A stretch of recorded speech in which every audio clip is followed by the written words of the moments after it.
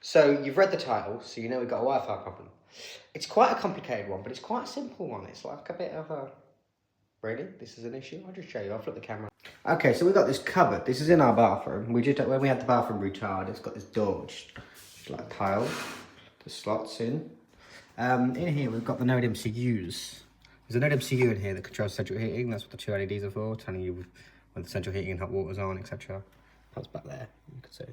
Controller covers come off. But essentially, the problem is, when the door is shut, it don't work. It disconnects from the Wi-Fi.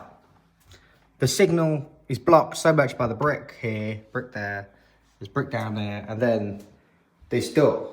It just means it just doesn't work. This door's got a magnet, so when it's shut out, okay, it's expanding a bit. Essentially, it shuts. It looks like this. It looks quite nice, but it disconnects. To control it, you use the screen.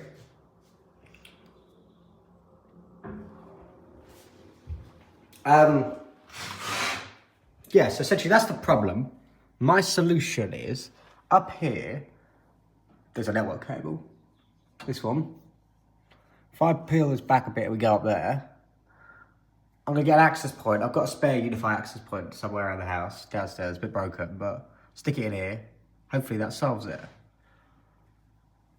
Talking to you a little bit about the network setup, like literally outside that window down there, there's an access point, and there's one literally below us, straight below. But for some reason, this is just a dead zone.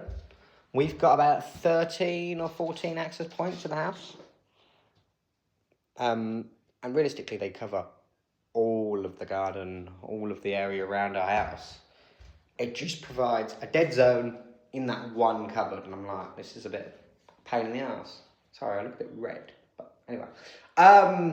It's just a bit of a pain in the ass, and I can't be asked to deal with it, because it means it disconnects, and the solution to the problem is turn the power off to it, reboot it, and then it reconnects. Yes, I've written some code now that when it disconnects, it's going to reboot. But I would prefer it just not to disconnect and just to stay on the network. So let me show you the UniFi config. I'll give you a bit of that, and I'll show you the access point. So now I'm on the Mac. As you can see here, you've got our main network. So we've got two networks running.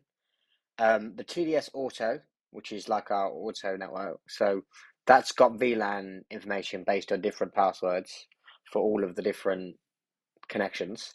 And then the SH, which is the smart home network. That also has two different passwords set because we're transitioning currently to new passwords.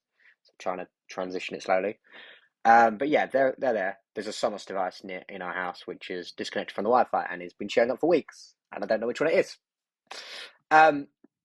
This is the UniFi dashboard. As you can see, we've got some updates to do, but I don't do the updates because keeping the shit up is more important most of the time.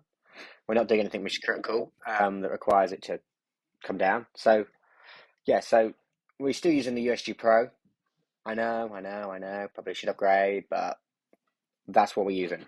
And then they're broken down. They've got all the access points for the rooms. You've got 1, 2, 3, 4 switches. There are some more switches that I've got that we need that I can put in if we need them. So we've got some spare, like, smaller ones. We put one in the old conservatory normally, but there's nothing now in there at the moment. We've taken out the Apple TV. Let me look at the topology. So this is the sort of topology. The USG is actually here. So it's sort of a USG CCTV switch to hall access point and drive access point. And then there's the hot tub switch, which has got the hot tub access point. That's by the hot tub in the garden. CCTV AP switch, that's got most of the APs on it. Then there's the gym TV switch. That used to have the access point that I'm about to move upstairs. It's been currently doing dual duty somewhere else. Excuse me. I'm going to sneeze. Excuse me. Yes, it's been doing dual duty somewhere else. But we're going to take it upstairs. So that's that. Let me show you some of the client information and stuff like that. So we've currently got 223 clients. This is just at home. That's 59 wired and 164 wireless. There's loads of shit on our Wi-Fi. There's a lot of shit. Yeah, so we do have quite big network. We're not doing any sort of 10 gigs and all that sort of stuff because none of it really is high bandwidth applications. It's a bit of text, most of the smart home stuff like that. Let's look at the dashboard. Is there anything on the dashboard? You can just see some network traffic, stuff like that. We've got failover as well, as you saw down here. We've got the failover device all set up. It's great. I love the failover, all that sort of stuff. We have 13 static IP addresses, so we have different IP addresses for different ranges. But I'll take you upstairs. I'll plug in this access point, and we'll come back to this. Okay, so I'm upstairs in the network room. This is the AP I'm going to use. Excuse the black tape. They have the like center bit in the ubiquitous access point broke off, so it's just a big hole. If I do this with one hand, I'll show you. It's just a big hole. So I've just put some tape over it. It's not the best thing in the world. But here's the rack. So this is the CCTV AP switch 2. There's the USG. There's the UniFi Protect system. We got some other switches. So I'm going to plug in the access point. So here's the network cable. This is plugged into port 22 on switch 50. So just so I got that information before I go upstairs. Plug that in.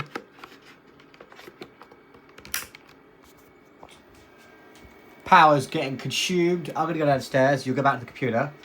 We'll move this over to the right network. And then we'll try and put it in the bathroom. Access point is connected to the network, as you can see in this addict group. If we go down here, there's a move to new site. Click that. I'm going to move it to the Thomas Home. This device will be reconfigured for the Thomas Home settings, all price, move.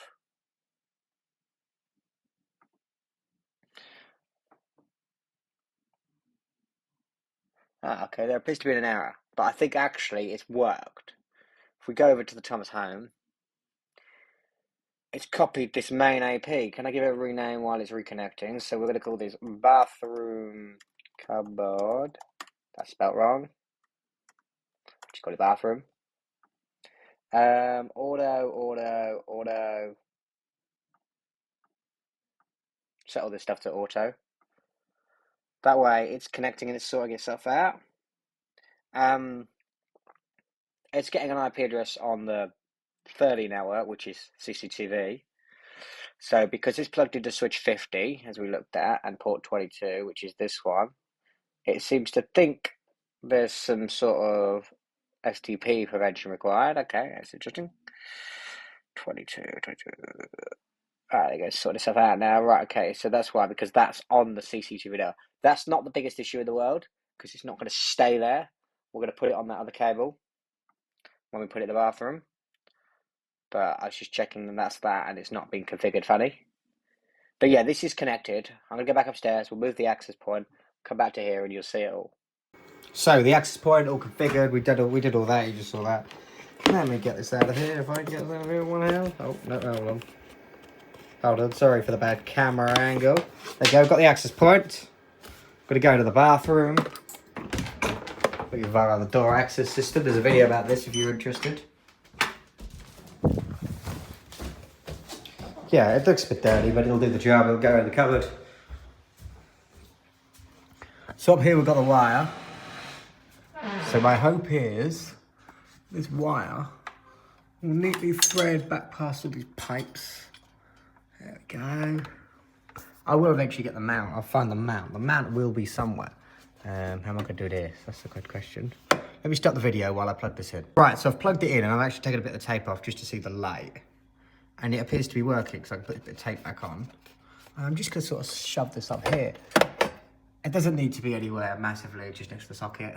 Because it's mainly just going to be for this. But there's some other tech on the other side of this wall. There's a speaker and stuff. But yeah, hopefully that solves the problem. Let's go back to the computer, check it's all working, and I'll give you some final thoughts.